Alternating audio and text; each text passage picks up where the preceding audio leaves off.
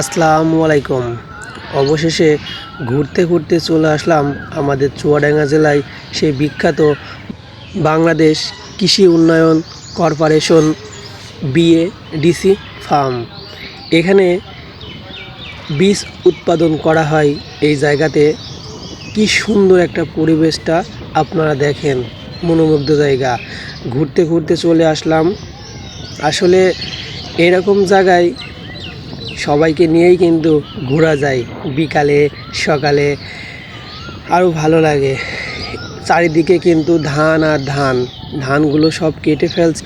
এখন মনে হয় যে যার মতো কাজ করা শুরু করেছে, কিন্তু এই রাস্তাগুলো একটু ভেঙে গেছে, হয়তোবা বেশি আবাদের কারণে, বেশি মানুষ চলাচলের কারণে এই জায়গাটা বেশি ব্যবহৃত হয়, ওই কারণে এই রাস্তাগুলো হয়।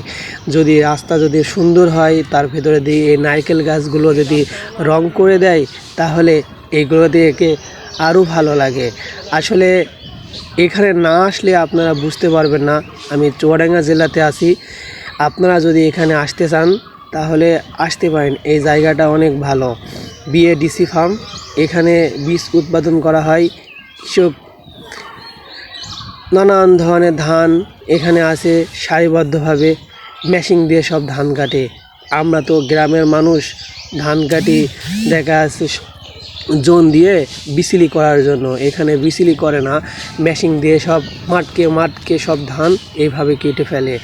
আসলে এখানে বীজ যখন ধান করে, সার লাগানোর দিয়ে ছিটানোর জন্য মাঝখান দিয়ে কিন্তু রাস্তাও করা আছে, যেন ধানের ক্ষতি না হয় সেই দিকেও।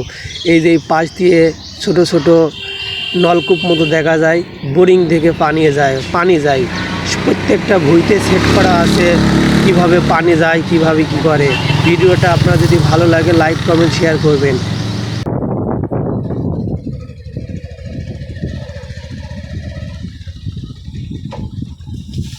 ধান মাঝখানে ফাঁক কেন?